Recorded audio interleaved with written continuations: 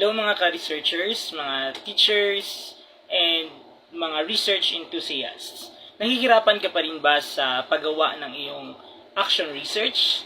Hindi mo ba alam kung paano magsimula at ano yung dapat gawin, ano yung dapat i-prepare, at yung mga bagay-bagay na dapat nating gawin para makagawa ng action research sa ilalim ng context or concept ng Department of Education. So halina't pakinggan natin ang video ito at panoorin kung ano nga ba yung dapat nating malaman at i-prepare para maka-join sa ating mga action research contests at saka different congress na pwede nating salihan, at at the same time para rin makatulong sa ating mga learners to provide a good teaching method at saka good governance sa ating school at saka pag-manage ng ating classrooms and at the same time ng ating organization. So, bago tayo magsimula, tingnan muna natin yung iba't ibang mga questions na dapat nating i-consider para sa video ito.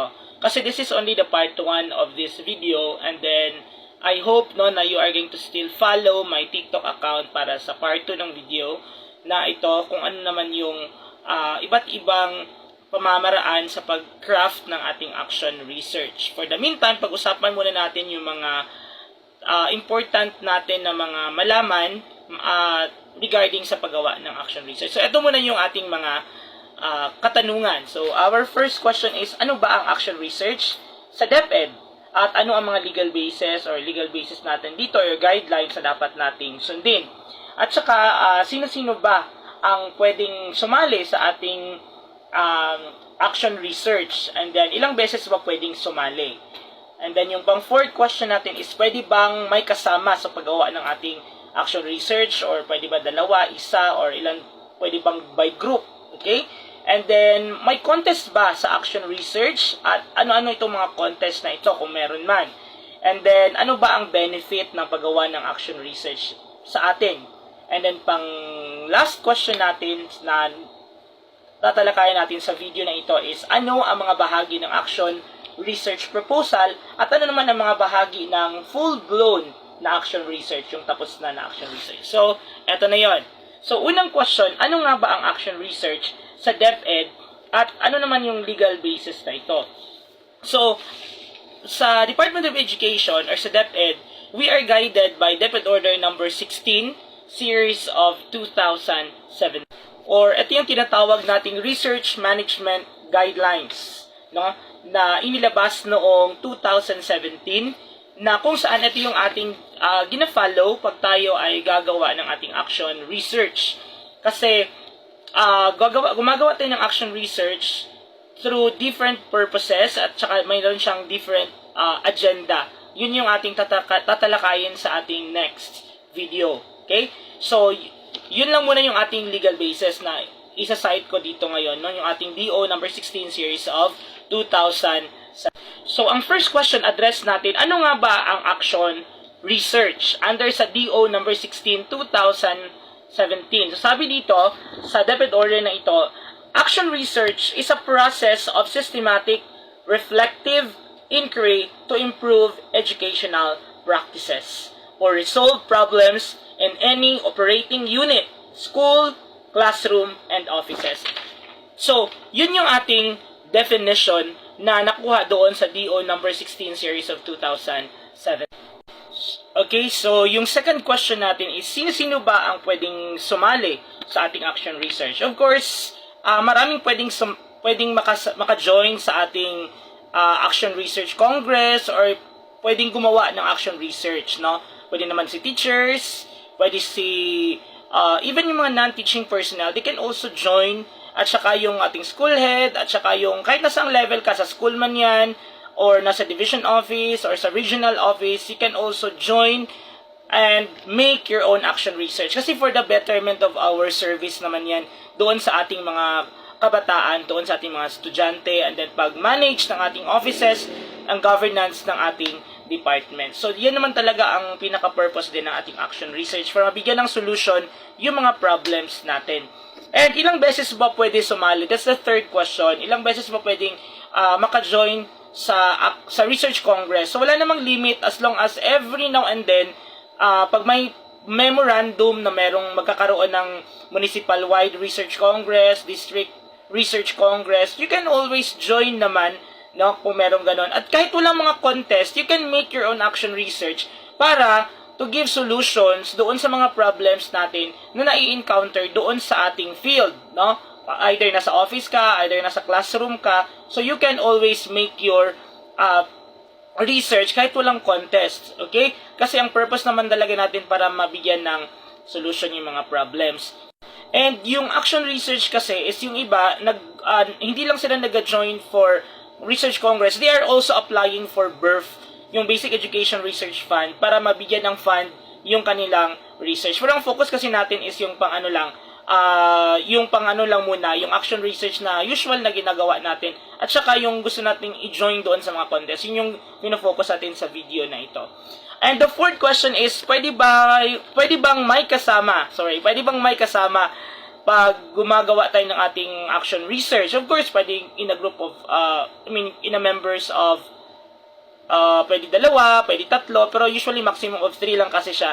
So, pwede naman siya individual, pwede 2 or by 3. Pero more than that, hindi na masyado kasi hanggang 3 lang yung ating usual na proponents ng ating research. And another is, may mga contest ba sa action research? So yun, na-touch ko na siya sa kanina na nasabi ko na may mga contest tayo sa Department of Education ng research kasi this is also a way na maengganyo yung ating mga teachers and even yung mga school heads natin at kahit anong level ka to join. At so usually meron siyang prize, lalo na pag depende sa LGU ninyo, pag na-top siya ng district or ng ating nasa level na dyan sa municipal ninyo or sa city, kung merong fund, nagbibigay naman yan sila ng first prize, second prize, and aside from that, meron din mga certificates na binibigay. So, meron tayong contest like District Research Congress. Then, after that, meron din tayong Municipal-wide Research Congress. Then, next level, meron tayong Division-wide Research Congress. At saka, meron din tayong Regional Research Congress. And then, pag nakalusot ka doon, you can also join the National Research Congress. So, I hope na maka-join tayo sa next time around na meron tayong gagawin na mga Action Research Congress na merong mga contests. Okay? So, ano naman yung benefit ng paggawa natin ng action research? Of course, number 1, we can help our learners. We can help our institution. We can create new intervention, new solutions to the problems na nang-encounter natin. At the same time, we can improve our services sa ating community, sa ating mga students, sa ating mga constituents natin. We can always improve, no? Yun ang isa sa mga benefits. And of course, you can get also certificate of participation or commendation or certificate na nanalo ka, and you can attach those certificates naman doon sa ating IPCRF, and then as your MOVs for your RPMS portfolio, and at the same time, magagamit mo rin yung certificate mo pag nagpa-promote ka, di ba? So, your promotion, your certificate will be used for your promotion as well. So, yun ang kagandahan doon. So, marami ding benefits. Hindi lang siya for helping, but also for your own promotion also in the near future. And yung last question natin is, ano ang mga bahagi ng action research? Ano naman daw yung bahagi ng action research? So, dalawa itong ipapresent ko. Dito ako sa action research, hindi muna ako doon sa basic research, parts of basic research. Dito muna ako sa action research na proposal at saka action research na full-blown. Meaning, dalawa yung i-present ko, yung proposal pa lang, yung bahagi ng mga proposal, at saka yung last na i-present ko is yung bahagi ng kompleto na action research, yung na-conduct mo na siya. Kasi usually sa mga congress, take note, sa mga congress, ang i-present mo naman doon ng mga research or action research, it's yung tapos na. Huwag kang mag-present doon sa Congress ng mga research na proposal pa lang. It would be very important that once you present or join in Congress ng mga research Congress, dapat tapos na yung research mo, na-conduct mo na, meron ng result, and then ano yung intervention mo. Kung usually nga, pag may intervention ka na, dapat yung intervention mo nagawa mo na. And then ano yung result? Was the intervention good or not? Is it effective ba yung intervention natin or hindi. Okay, so let's begin. Ano-ano nga ba yung bahagi ng action research proposal under sa DO number 16 series of 2017. So, titingnan natin. Ito yung bahagi ng ating action research proposal. So, sa ating action research proposal, ang una dyan is yung ating context and rationale. And second is our action research questions. And then third is the proposed intervention, innovation, intervention, at saka strategy. Then yung pang-apat is action research method. Ano yung method na propose mo na gamitin based doon sa iyong title and then action research questions. And of course, sa action research methods mo, doon mo ilalagay yung participants at saka yung iyong other sources of data information, then data gathering methods, at saka yung data analysis plan. Paano mo i-analyze yung data? Paano mo aatakihin yung data in order to come up with good and accurate interpretation of results. And then, ang fifth is the action research work plan. Ito, kinakailangan ito pag nagsasubmit ka ng proposal. Lalo na pag ka for birth, napaka-importante nito. And then, 6 is your cost estimates. Ilan kayong magagastos mo. And then, 7, plans for dissemination and utilization. And of course, the 8, which is the 8th part, is the references. Your references are very important in order to support your proposal. And of course, ito naman yung mga part ng ating completed action research, yung kompleto na. So, ito yon. Meron tayo ditong 11 na parts. First is your title page, and then your abstract. Usually, yung abstract natin dapat mga 120 to 150 words. Hindi dapat siya maglagpas, no? As much as possible, yung mas maiksi na abstract, much better. And then, wag din natin kalimutan yung ating pangatlo, which is the acknowledgement. And the context and rationale, which is the fourth. And the fifth, innovation, intervention, and strategy. And then the sixth is your action research questions. And 7, action research methods. Under sa action research method is our participants and or other sources of data information. Nandoon pa rin siya. Our data gathering methods. Pero dito sa action research methods, take note, pwede mo itong dagdagan ng mga significant information on how you are going to gather your data, kung paano mo i-analyze ang data. Most especially pag mixed method, usually nadadagdagan natin yung ating action research methods dito. Mayroon pa tayong dinadagdag dito. And then of course, our discussion of results and reflection. At saka meron din tayo ditong i-attach din natin yung action plan natin. Kasi ito yung result mo. So, ano yung action na gagawin mo ngayon? Ano yung intervention mo na gagawin? Kaya nga tinawag siyang action research. So, what is your action? What is your proposed intervention? So, that's the time you are going to craft for your action plan. And then, 10 is references. And 11 is financial report. Ito yung kailangan natin, no? And then, take note, sa paggawa natin ng ating action plan, kasi nag-i-end lang siya sa financial report, it is very important na gagawa ka rin ng iyong analytic rubric. Yun yung sikreto na ginawa din namin para makapasok at para maganda yung research namin, no? Ginawan ko siya ng analytic rubric kung saan it will gauge whether kung i-employ mo na yung intervention mo, pagdating ng panahon, mag-gauge mo kung intervention mo ba is effective or hindi. Dapat meron kang analytic rubric. Sa mga attachments, pwede ka namang magdagdag.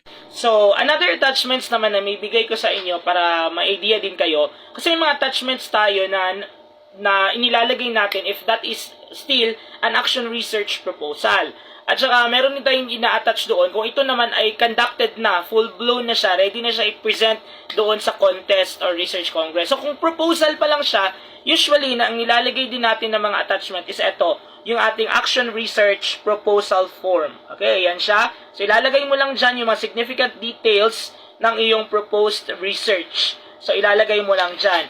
And of course, yung atin ding tinatawag na declaration of absence of conflict of interest. So, ayan, naka-base din ito sa ating DO number 16 series of 2017.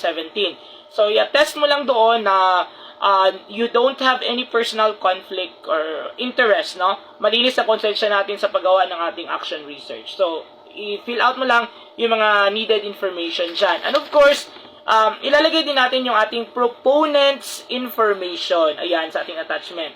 So, sa ating proponent's information, kung isa ka lang, so one proponent lang. So, pag dalawa, tatlo, sa tatlong proponents or tatlong information ninyo bilang tatlong researcher. And we also have sample letter for approval. So, magsisik ka ng approval for your proposal. Ito yung ating sample letter. Ayan. Okay? Then, of course, antayin mo naman kasi yan kung approve or hindi yung proposal mo. Baka i-reject yan ng committee. So, pag na-reject siya, ito naman yung usual na content or format ng disapproval na letter. Ayan. Okay? So, pag ito naman ay approved, pag ito naman ay full-blown na action research ng nagawa mo, then ready mo na itong i-present doon sa Division Research Congress or municipal-wide or anong congressman gusto mong mag-join. So, usually, ito naman yung nilalagay natin. Number 1, yung ating action research proposal, yung ating action research information natin, which is our proponent's information. Andyan siya. So, wala na yung action proposal, yung ating na ito, diretso na tayo sa ating proponent's information. Andyan pa rin yung ating tinatawag na declaration of absence of conflict, ilalagay pa rin natin. At saka yung ating declaration, ito yung makikita natin doon sa full-blown. Declaration of anti-plagiarism. So, ito yon. Kasi it will tell the readers and then the panelists na hindi ka nag-plagiarize. No, lahat ng mga kinuha mong information, you have cited the name of the author and the source, no? So, ayan, that's declaration of anti-plagiarism. Plus, ito yung naiiba doon sa sa ibang sa proposal. Meron tayong tinatawag na free prior informed consent. Bago ka nag-conduct, dapat humingi ka muna ng permission, kumuha ka muna ng approval ng